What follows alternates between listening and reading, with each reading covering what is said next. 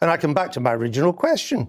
Does the DUP have a veto over it or not? It's a simple question. I said there's no de facto veto, but of course we want to engage and persuade and convince and demonstrate, frankly, the changes are substantial enough to convince the DUP. But the point I was making to Andrew, I'm quietly confident we're in a good position, because one of the things with intelligence-based approach to GB Northern Ireland trade, that's just the kind of thing. I mean, I resigned as Brexit Secretary back in 2018. I and others in the Conservative Party and in the DUP called for this more digitally oriented global approach to the flow of trade between GB and Northern Ireland, and that is what we are close to delivering. But the reason why the DUP is important, whether or not it has a veto, it's a different matter, but it's important because if the DUP says we don't like this and we really don't want to proceed with it, you can still proceed, but it will mean a bigger rebellion on your own backbenches, the Brexiteers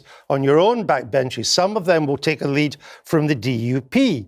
And that means if you still want to sell it, get it through. Will the government be prepared to get it through the Commons, even if it has to rely on Labour votes? Well, at this stage, it's a hypothetical question, but it may turn out to be a very real one. I want to take and the government wants to take each step at a time. Well, will you rely on Labour votes? Well, we want everyone in the House of Commons to support it. Well, of course, but if needs must, will you defy your hardline Brexiteers on the backbenches and the DUP in Northern Ireland and use Labour votes to get it through? Well, look, I'm certainly not going to use caricatures. I used to get called a hardline Brexiteer as well. We want to persuade everyone, Andrew, and that's the right thing to do. But and we're confident enough in the substance of the change to feel front-footed about doing so.